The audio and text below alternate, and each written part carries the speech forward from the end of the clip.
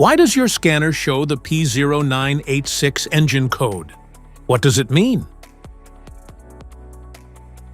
P0986 is a diagnostic trouble code for Shift Solenoid E control circuit high.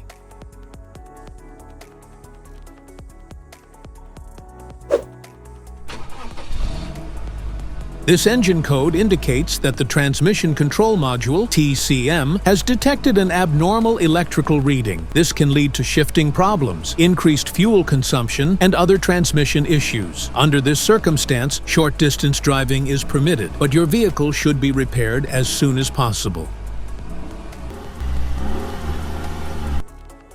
So, what causes this imbalance? Here are the most common culprits. This error can be caused by these possible faults in your vehicle. Faulty shift solenoid E, wiring damage, poor electrical connections, insufficient transmission fluid, transmission control module issue. Each DTC code corresponds to a specific issue in your vehicle. This error code occurs in any OBD2-equipped vehicles, especially those in manufacture.